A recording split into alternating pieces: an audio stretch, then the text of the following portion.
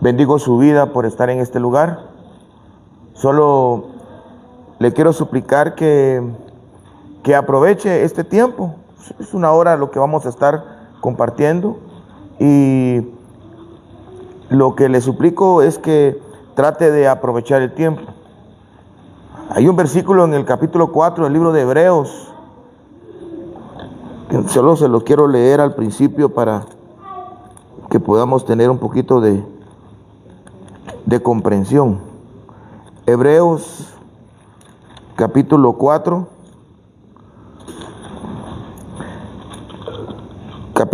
versículo 2 dice: porque también a nosotros se nos ha anunciado la buena nueva, como a ellos, pero no les aprovechó el oír la palabra, por no ir acompañada de fe en los que la oyeron. A eso me refiero, que aprovechemos. Podemos exponernos a la palabra, al mejor predicador, al mejor ministro. Podemos tener la mejor revelación, pero si lo que oímos no le añadimos la fe. Y no es que uno dude de lo que está hablando el hombre, sino en lo que él está diciendo. El creer que estamos en este lugar porque queremos ser mejores discípulos, que estamos siendo preparados para poder servirle, porque al final ese es el trabajo, esa es la labor de un discípulo. No solo es aprender, sino compartir lo que ha aprendido. Oremos. Padre nuestro que estás en el cielo, te damos muchas gracias por este momento que nos permites reunirnos, Señor, como familia nuevamente en esta hora para meditar y equiparnos con los dichos de tu boca. Te pedimos que tu libro, Señor, nos ayude a prepararnos para poder servirte con mejor disposición y mejor entendimiento. Espíritu Santo de Dios, por favor, te pido ayuda. Glorifícate, Señor, en estos minutos que vamos a estar aquí, y que tu nombre sea glorificado en todo, Señor, y por todo. Amén y amén. Hoy vamos a hablar de la fe. El tema de esta ocasión es la fe. Vamos a tratar de dividirlo en 2 sábados, y el próximo sábado vamos a hablar de la fe. Para que tengamos un poco de contexto, estamos estudiando la enseñanza que Jesús le dio a 12 hombres, principalmente a 12 hombres, primordialmente a 12 hombres. 12 hombres que venían de diferentes mundos, de diferentes familias, pensamientos, oficios, con enseñanzas rabínicas, tal vez no tan similares. Sin embargo, fueron unidos por el mismo hombre llamado Jesús para hacerlos sus discípulos. Una de las enseñanzas más difíciles para los discípulos, creo yo, que fue el amor y la fe. Aunque nosotros sabemos que el amor siempre ha existido, porque Dios siempre ha existido.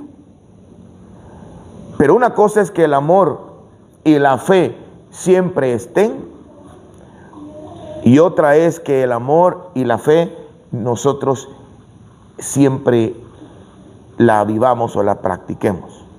Son cosas totalmente diferentes. Quiero ver, o mejor dicho, quiero pronunciar o observar 3 versículos bíblicos. Y son 3 versículos que todos los cristianos, la mayoría los han escuchado, y es Romanos 14 y 23, que dice que todo lo que no proviene de fe es pecado.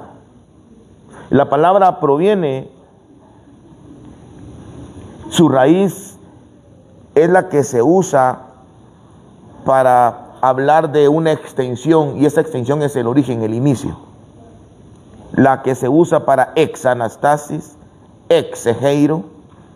Esa palabra ek es la que se usa cuando en el griego se usa proviene de fe. Es decir, que todo lo que nosotros hagamos, si la raíz o el origen no es la fe, mire qué tremendo, es pecado. Entonces, ¿qué es lo que trato de explicarle? Que este tema es bien delicado, porque la verdad es que nosotros venimos a la iglesia, cantamos, servimos, enseñamos, damos, ofrendamos, danzamos, aplaudimos, pero todo lo que hacemos, si el origen no es la fe, puede ser un buen origen, puede ser un origen cercanía con la iglesia, amistad con el pastor, gratitud con la misión, puede ser un buen inicio, un buen origen, pero si no es la fe, es pecado. Eso no lo digo yo, la Biblia lo está diciendo. En el libro de Hebreos capítulo 11, versículo 6, dice que sin fe es imposible agradar a Dios. La palabra imposible, adunatos, es una palabra que significa incapaz. O sea que si no tenemos fe, no solamente pecamos, sino que no le agradamos. Y esto es algo lógico. Si Dios se desagrada, de ser porque es algo malo. Es consecuente uno del otro. Incapaz. La palabra incapaz en el diccionario de la Real Academia Española es que no puede suceder, existir o realizar. Eso significa la palabra incapaz en el diccionario. Porque a veces decimos, es que soy incapaz de hacer eso, pero la palabra incapaz, ¿a qué hace? Porque la palabra incapaz es la que significa en el griego imposible. O sea, no se puede. No puede suceder, no puede existir un agrado y no se puede realizar sin la fe. Romanos 1:17, otro versículo que nos debería de llamar la atención. En el libro de Romanos capítulo 1, Romanos 1:17, lo voy a leer, dice: porque en el evangelio la justicia de Dios se revela por fe y para fe. O sea que estamos hablando de un tema, si podríamos describirlo como el cuerpo humano, podríamos decirle que no estamos hablando del corazón. Estamos hablando tal vez de lo que le da la vida al corazón. Porque usted puede vivir sin un corazón. Le pone una máquina y vive. Pero el deseo, la aprobación de Dios que exista esa persona, aunque le ponga máquina, se muere. Entonces dice, mas el justo por la fe vivirá. Fíjese que ahí le puse dos versiones. En la versión Peshita dice, el justo se salvará por la fe. Fíjese qué interesante. En Romanos 1:17 dice más o menos lo mismo que Efesios capítulo 2. En la Peshita, que es la versión del arameo al castellano, dice, el justo, dice, será salvo por la fe. Esto dice la Peshita. Y en la Biblia textual, tercera edición, dice que el justo se salvará en base de la fe. Son las dos versiones que a mí me llamaron muchísimo la atención por el hecho de que le da un plus a lo que ya sabemos. El justo por la fe vivirá, dice. Sí, pero ¿qué significa esto? Fíjese que la palabra vivirá en el griego es la palabra zao, que es la misma palabra, o puede decir de donde se origina la palabra zoe, que significa viviente. Fíjese. Quiere decir que si uno no tiene fe, no es un viviente. Es decir, Pablo decía el hermano de doctrina, que cuando el Señor venga, dice, y los que vivimos, esa palabra es zoe, no es bios, los que estemos con el espíritu activo, despierto, no solamente tienen una vida biológica. Entonces, pero la fe es importantísimo. Le puse estos tres versículos solo para que tengamos una idea de qué tan intenso, qué tan profundo, qué tan importante fue para Jesús enseñarles a sus discípulos la fe. Recordemos, amados hermanos, que los discípulos, ellos ya habían sido enseñados en la cultura, en la línea farisaica o en el judaísmo, como usted lo quiera entender. O sea, no eran personas paganas, no eran ignorantes, tenían fundamento en todo lo que Jesús les iba a enseñar. Ellos ya tenían un fundamento. Pero fíjese que algo interesante es que yo no sé si usted lo sabía, pero la palabra fe, F-E, en el Antiguo Testamento solo existe una vez, como palabra fe. Y estamos hablando del libro de Ageo, capítulo 2, versículo 4, de donde se sale lo que dice el Nuevo Testamento. Óigalo, por favor, quiero que me entienda, porque la vez pasada no hicieron una aportación y está bien, pero no me captaron la idea. Yo no estoy diciendo que en el Antiguo Testamento no había fe. Lo que estoy diciendo es que la palabra fe como tal solo existe una o dos veces. De hecho, yo estuve buscando y encontré en varias versiones 5 veces la palabra fe. Pero la raíz original de fe, que es emuna, solo existe una vez, que es el símil de pistis en el griego, que es fe. Entonces yo lo que trato de explicarle es de que la Biblia enseña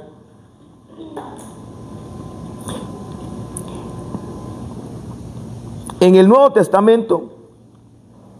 Bueno, en el Antiguo Testamento hay 2 veces. La primera está en Ageo 2:4, que habla fe, y Génesis 15:6, que dice creyó.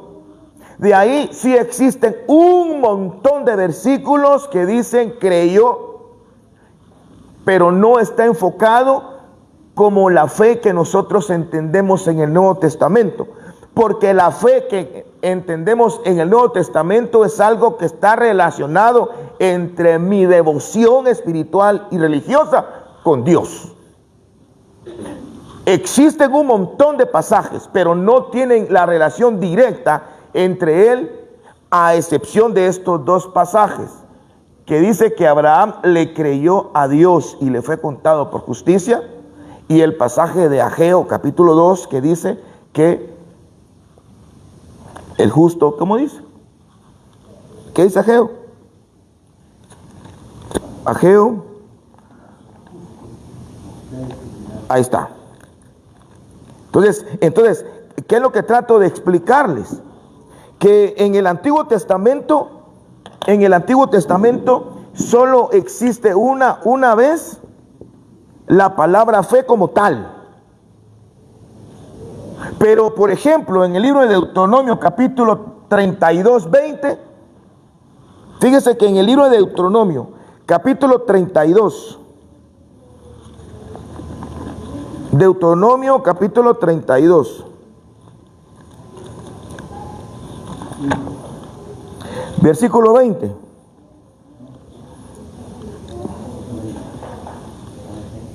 Dice, y dijo, esconderé de ellos mi rostro, veré cuál será su fin, porque son una generación perversa. Dice, hijos infieles, dice la Reina Valera. Pero si usted revisa la versión Septuaginta y la versión del Oso, la palabra ahí dice, porque son hijos sin fe.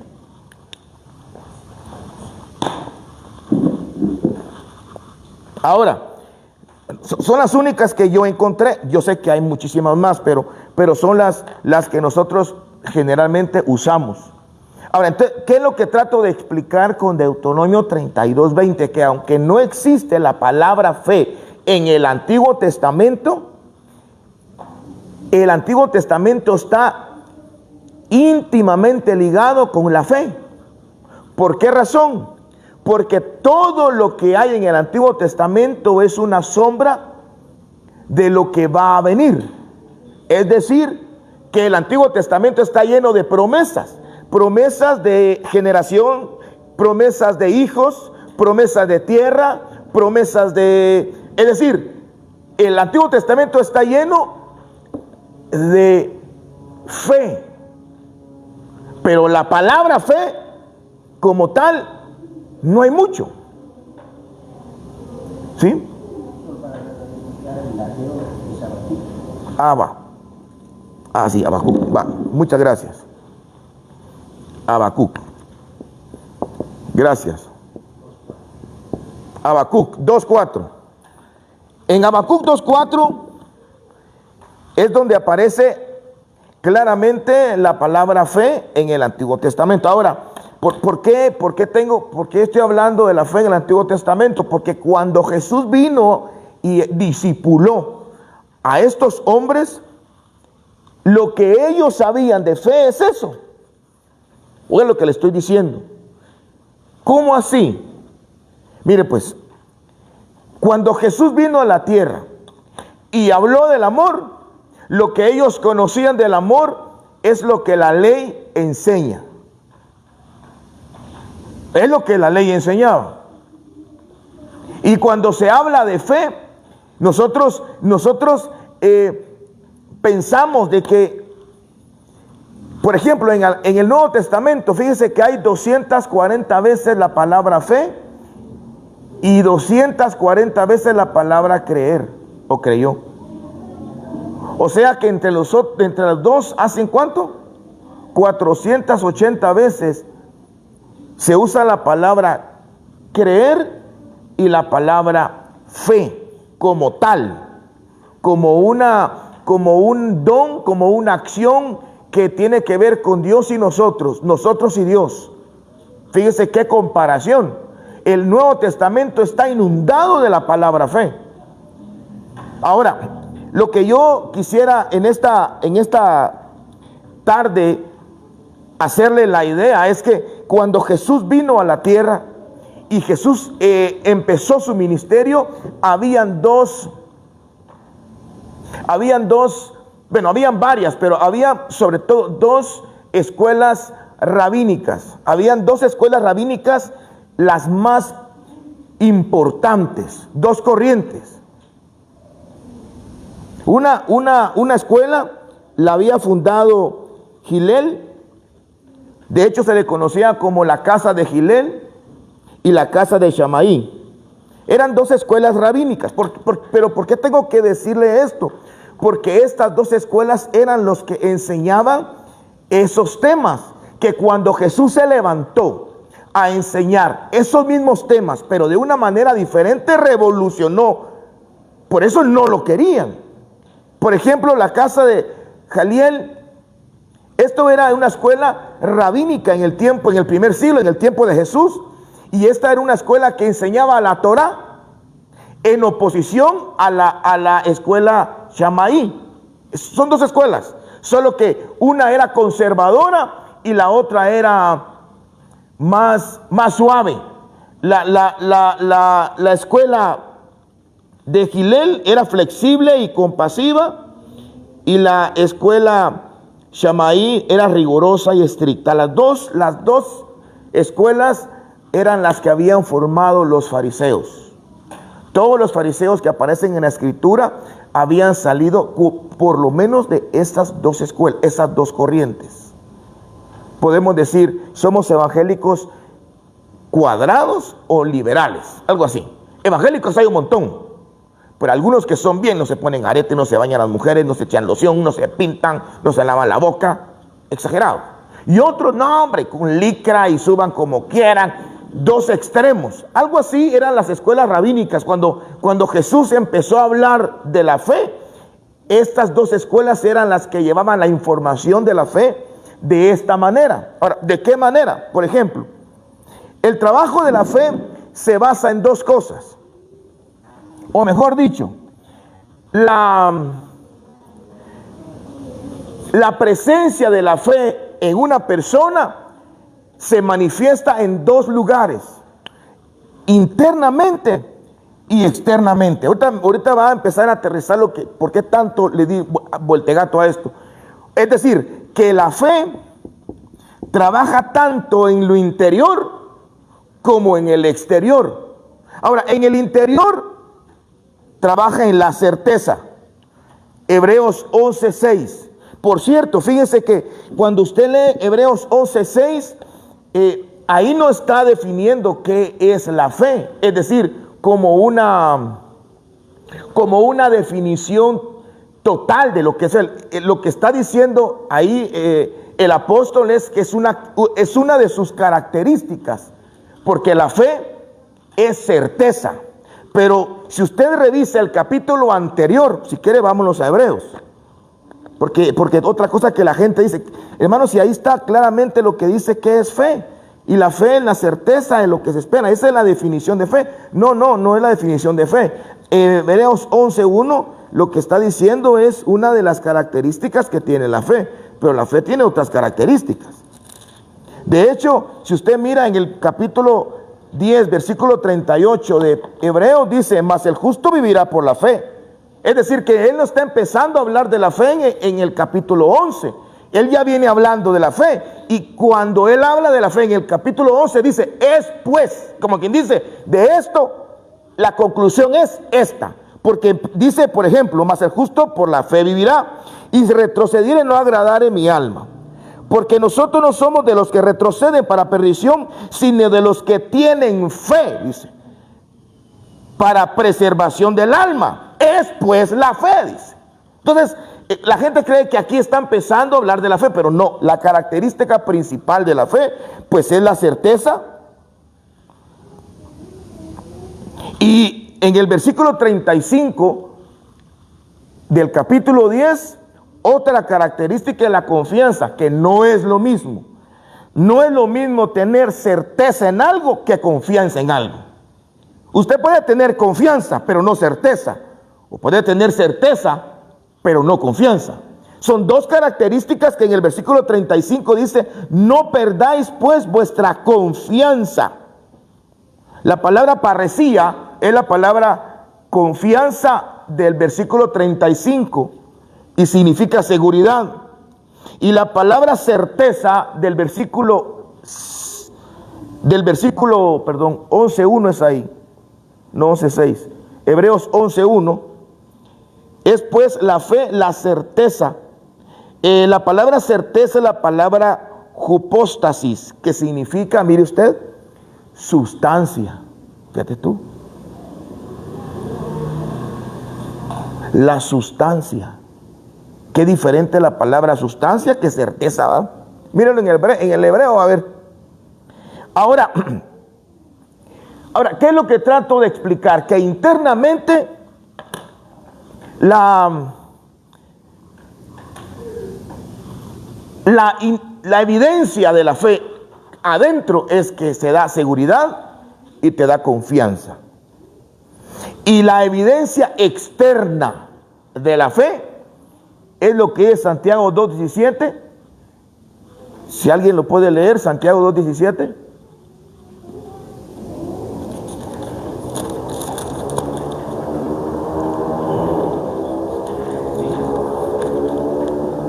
Así también la fe, si no tiene obras, es muerta en sí misma.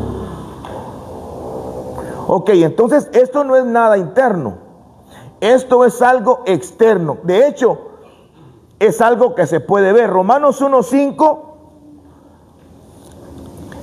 ata, o mejor dicho, une la fe con la obediencia.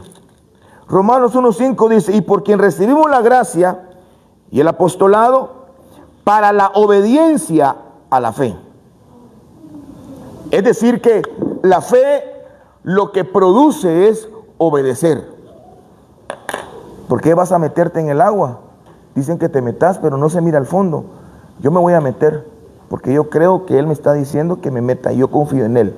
Es la obediencia. Entonces, la fe tiene dos evidencias, una evidencia interna y una evidencia externa. Estas cosas no estaban en el Antiguo Testamento por una sola razón. ¿Por qué razón? Porque no estaba Jesucristo dentro de ellos. Porque no había llegado la promesa de ser salvos. Entonces, de alguna manera, todo lo que se manejaba en el Antiguo Testamento tenía que ser recibido por fe. Definitivamente, por fe. Y en el Nuevo Testamento, porque está lleno de palabra de fe y de creer, porque aquí no se recibe con fe, aquí se acciona con fe. Es como un complemento. Es como un complemento el antiguo pacto y el nuevo pacto respecto a la fe. Pero Jesús, cuando apareció con los discípulos, ellos solo sabían una manera, una perspectiva acerca de lo que era fe. Ahora, en el libro, para que usted me entienda un poco más, porque si miramos esto, quiere decir que lo que está adentro produce algo afuera. En otras palabras, la confianza y la certeza producen una acción. ¿Cierto o falso? Eso es lo que estamos viendo. Quiere decir que la certeza y la confianza interna produce una acción. No puede estar divorciado. Yo confío, pero no hago. Yo tengo la certeza, pero no obedezco. Ahora, yo quiero que por favor analicemos este versículo. Vaya conmigo a Gálatas capítulo 5, versículo 6. Pero antes de que conseguime una... Jimmy, hazme el favor, conseguime unas servilletas, por favor. Fíjese que... A ver, aquí hay Jimmy, gracias. Ahora mire pues. Mire este.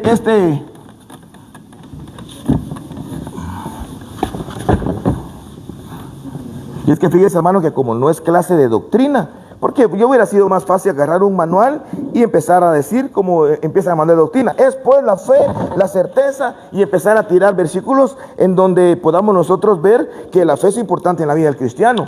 Pero lo que trato de explicar es que a los discípulos, cuando el Señor les estaba enseñando algunos temas, tuvieron que romper ciertos paradigmas en su mente. Por ejemplo, mire pues, quiere decir que la confianza genera una acción. La confianza lo que genera es una acción. Pero fíjese que entonces podemos decir que eso es fe. Según el cuadro que vimos abajo, que la fe internamente es confianza, según confianza, Hebreos 10:35, y certeza según Hebreos 11:1. Y según Santiago es acción, y según Romanos es obediencia. O sea que la fe interna genera una acción. Entonces quiere decir que todo lo que nosotros hacemos generado por la confianza o la certeza podría llamarse fe.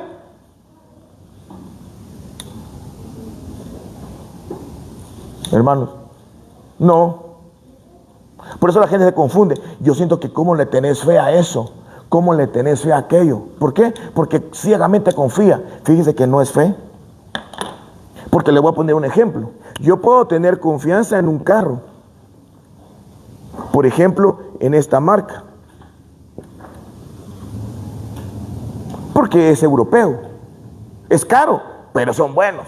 O como dicen aquellos, ¿verdad? Yo sé lo que tengo. Entonces la confianza se basa en una marca. Puede ser, fíjese hermano, que tengo caspa y no me lo sirve y sale la caspa. Entonces póngase una camisa negra, una camisa blanca, no se ponga negro. Entonces la blanca me da confianza. Entonces yo tengo fe en la camisa. No necesariamente las cosas que nosotros hacemos cuando confiamos en algo se le llamaría fe. Porque la confianza puede ser por una marca, puede ser por un color, puede ser por una firma, puede ser por un país, por una bandera, y eso nos va a dar confianza. Por ejemplo, me voy a ir a tal lugar en avión y yo confío de que dicen las estadísticas que el porcentaje de muertes por caída de avión es mínima a comparación de irse en carro o en moto.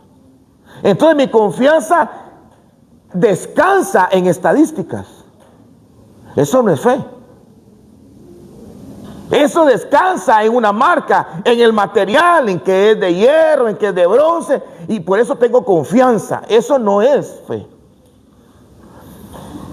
Entonces, ¿qué es la fe? En el libro de Gálatas, capítulo 5, versículo 6, dice: la fe que obra por el amor. Dice, la fe que obra por el amor. Entonces ya vimos nosotros que fe es certeza, es confianza. Y la obra es una acción. Puede ser por obediencia. Hasta aquí podría no ser fe. Pero esta es la parte complicada.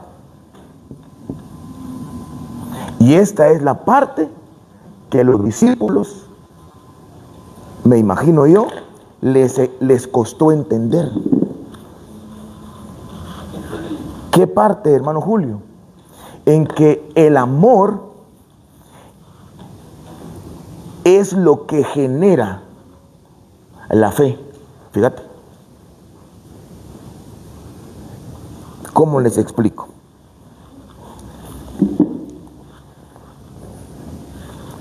En el Antiguo Testamento, en el Salmo 178, del 1 al 7, en el Salmo 44, 1 y 2, y en Primero de Reyes 8:42, dicen la misma información, que la fe en el Antiguo Testamento se trasladaba por testimonio. Vámonos con eso y vamos a terminar con eso. Salmo 78. Oiga pues, por favor escuche este salmo. Abriré mi boca en proverbios, hablaré cosas escondidas desde tiempos antiguos, las cuales, escuche, hemos oído y entendido, que nuestros padres nos las contaron. No las encubriremos a sus hijos, contando a la generación venidera las alabanzas de Jehová y su potencia y sus maravillas que hizo. Él estableció testimonio en Jacob y puso ley en Israel. Oiga, la cual mandó a nuestros padres que las notificasen a sus hijos, para que lo sepa la generación venidera y los hijos que nacerán, y los que se levantarán lo cuenten a sus hijos. Y mira cómo termina: a fin de que pongan en Dios su fe. Entonces la fe en el Antiguo Testamento descansaba en testimonio, no en algo personal, no en algo íntimo, en algo, no. Dios se manifestaba a el pueblo, pero no se manifestaba en todo el pueblo. Usaba a Sansón, usaba a Gedeón, hay gente que sabía de las glorias de Dios, no porque las vivieron, las sabían porque se las contaron. Y eso es lo que decían: nosotros creemos en Él porque nos han contado lo que Dios ha hecho en nosotros. Eso era en el Antiguo Testamento. Es decir, que la fe en el Antiguo Pacto se basaba en su mayoría. Vámonos si quiere al Salmo 44, 1, 2.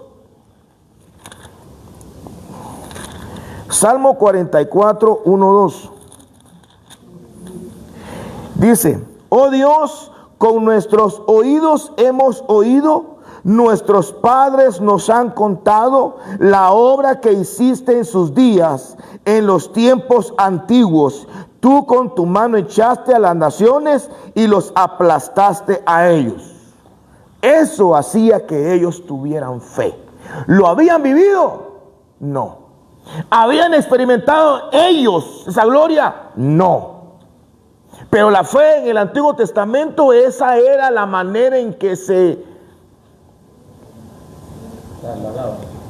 germinaba, se trasladaba, se reproducía. Por eso dice en el Deuteronomio capítulo 6, y amarás al Señor, cuando habla del Shema, y las atarás a tu cuello y se le das a los hijos de tus hijos. Y los hebreos le llaman esto tradiciones orales, pero realmente lo que estaban trasladando era fe. Tampoco pueden decir, es que la Biblia dice que la fe viene por oír la palabra de Dios. Ellos oían, no había Biblia. La fe se trasladaba de esa manera. Terminamos, si quiere, había un montón, pero saqué los demás. Mire, en el primero de Reyes 8 es cuando levantan el templo, cuando Salomón se habla del templo y todo. Y una de las cosas que dice, mire lo que dice, a las personas que no eran primero de Reyes, capítulo 8, perdón. Primero de Reyes, capítulo 8, versículo 41, si quiere. Asimismo al extranjero, si usted mira el inicio del capítulo 8, Salomón traslada el arca al templo. Antes del versículo 12, dedicación del templo. Y dentro de la dedicación y de esa administración, en el 41 dice, asimismo el extranjero que no es de tu pueblo Israel, o sea, este sí no es hebreo, que viniere de lejanas tierras a causa de tu nombre, pues oirán de tu gran nombre, de tu mano fuerte y de tu brazo extendido, y vinieren a orar a tu casa. Eso es lo que trato yo de expresarle, es de que, ¿cuál es la diferencia entonces? Ahora, ¿cómo se practica la fe? Bueno, en el Nuevo Testamento es totalmente diferente. En el Nuevo Testamento se desarrolla, viene de esto, ¿ve? Es decir, el amor es el origen de la fe. Pero entonces, ¿quiénes pueden tener fe? Todos los que se acerquen al amor. Por eso si usted mira esta versión este versículo en diferentes versiones, hay, por ejemplo, en la Dios habla hoy, Gálatas, ¿qué le dije? 5:6, ¿verdad? Pero no sé, Gálatas 5:6 en la Dios habla hoy, mira, por favor.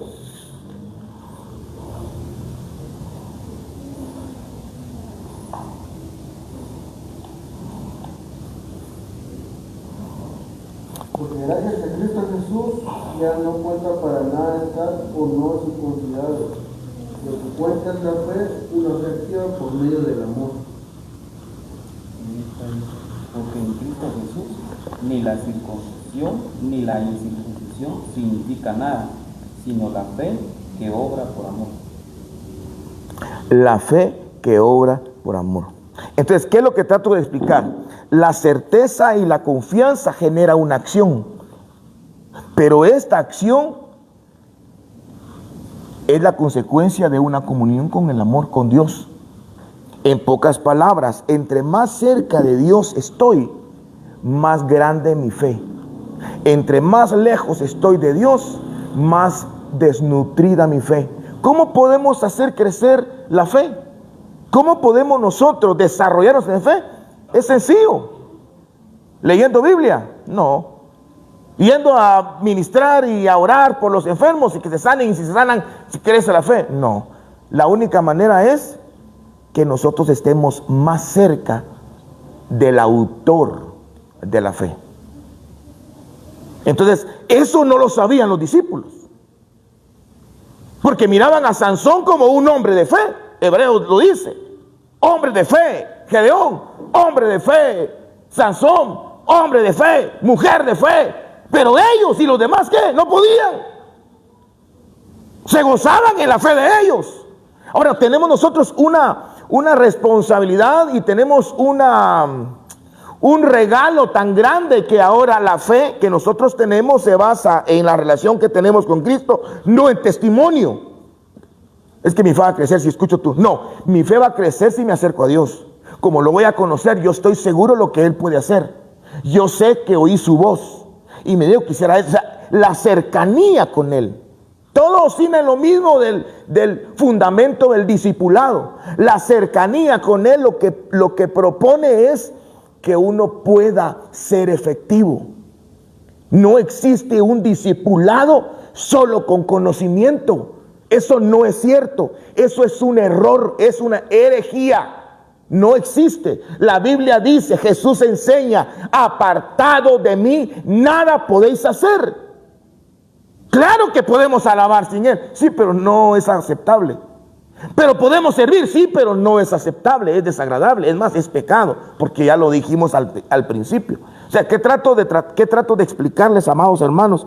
Que entre más cerca estamos del Señor, más grande será nuestra fe.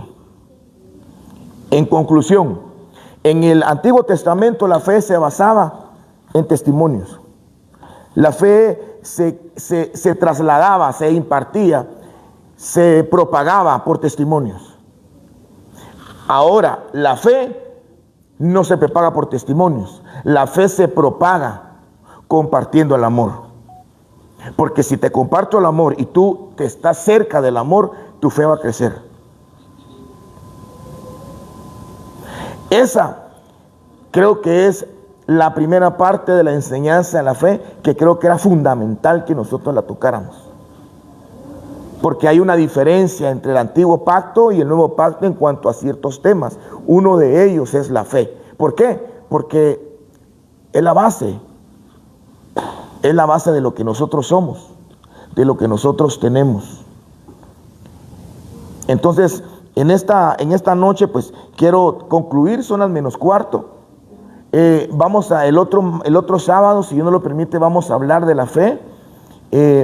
Va a ser la segunda parte, pero quise tomarme un poco de tiempo para explicarle la diferencia, no solamente de la literatura o de la palabra en sí, fe como tal, sino que